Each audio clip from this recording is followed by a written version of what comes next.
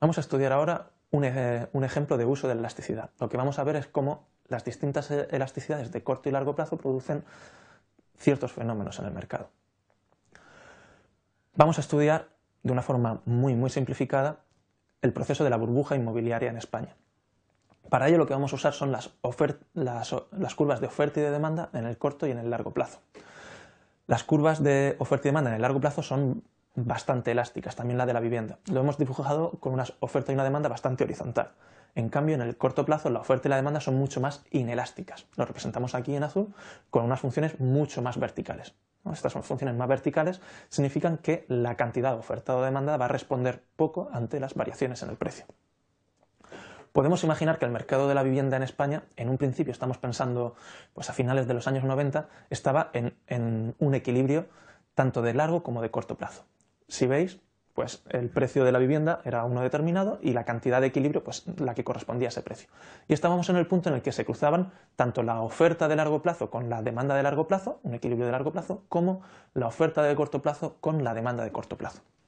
A principios de los 90, a principios de la década del 2000, a principios de siglo, se produjo un cambio significativo en España, que fue la entrada de España en el euro. Esto trajo como consecuencia variaciones en los tipos de interés que había en España.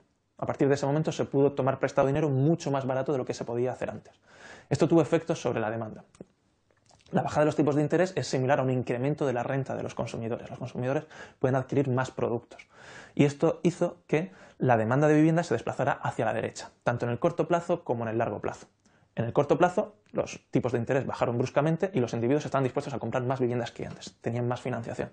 En el largo plazo, como estos tipos de interés se suponía que iban a ser más bajos pues, eternamente, pues a largo plazo los individuos también pensaban que iban a estar dispuestos a comprar más viviendas que antes, que iban a estar dispuestos a pagar más por las viviendas, por las mismas viviendas que antes.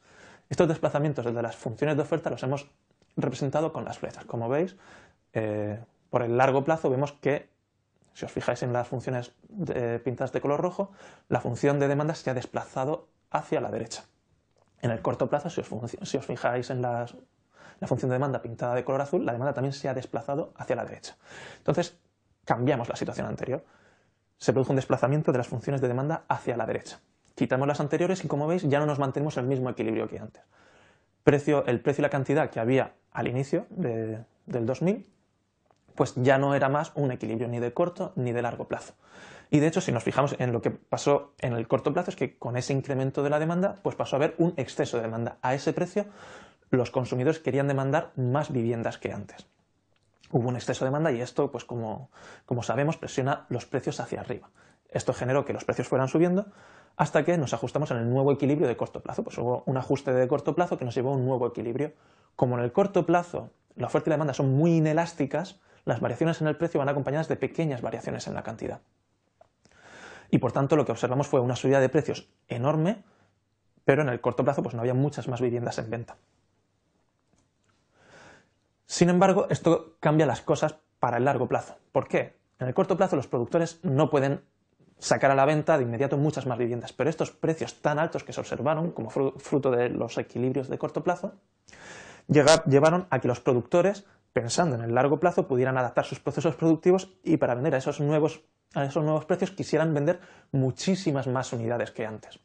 La producción de viviendas, como todos sabemos, pues se disparó, ¿no? Y se empezó a construir viviendas por muchos sitios. Pero estas viviendas iban a salir en el largo plazo, ¿no? Pensadas para el largo plazo. Sin embargo, a estos precios tan altos, la demanda tampoco iba a ser la misma que antes. A estos precios tan altos, cuando avance el tiempo, la demanda de largo plazo no va a estar dispuesta a adquirir tantas viviendas como se producen. De hecho, va a estar dispuesta a adquirir menos viviendas de las que se producían, de las que se está dispuesto a admitir en el corto plazo.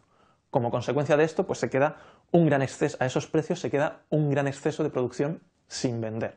Hay un excedente de viviendas enorme, los productores en el largo plazo sacan al mercado muchísimas viviendas, los consumidores no están dispuestos a adquirir tantas viviendas y poco a poco lo que ocurre es que vamos a ir regresando al equilibrio de largo plazo.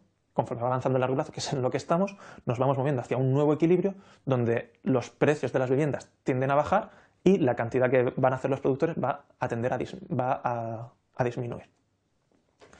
Bueno, esto es una historia muy sencilla de la burbuja inmobiliaria en la que tan solo hemos analizado el efecto que tuvieron la bajada de los tipos de interés sobre el mercado, ¿no? El efecto que tuvo la entrada de España en el euro a través de la bajada de los tipos de interés. Y esto tuvo efectos sobre las demandas y ofertas de corto y largo plazo, en función de sus distintas elasticidades. Pero en España ocurrieron muchísimos más fenómenos, ¿no? Alrededor del año 2000. Otros de los factores que no hemos introducido en nuestro análisis, pero que podríamos introducir viendo cómo afectan a oferta o a demanda, si les afectan en el corto o en el largo plazo, pues sería, por ejemplo, la fuerte llegada de población inmigrante que vivimos durante los primeros años del siglo y que afectó por dos lados. Por un lado afectó a la demanda, desplazando la demanda a la derecha, pero también afectó a la oferta, reduciendo los costes de producción, ya que esta población inmigrante pues, tenía unos sueldos más bajos que los de los trabajadores de aquí. Y esto incrementó también la oferta, ¿no? Un descenso en los costes de producción incrementa la oferta. Otros efectos que podríamos estudiar pues sería el cambio que hubo en los precios de las materias primas durante esos años, ¿no? Por ejemplo, el precio del cemento fue incrementándose. En fin, hay muchos otros aspectos que nos ayudarían a entender mejor el proceso de la burbuja inmobiliaria. Pero tan solo este de los tipos de interés nos cuenta una historia más o menos limpia que nos da una idea de cómo las distintas elasticidades de los productos pueden generar efectos en los mercados.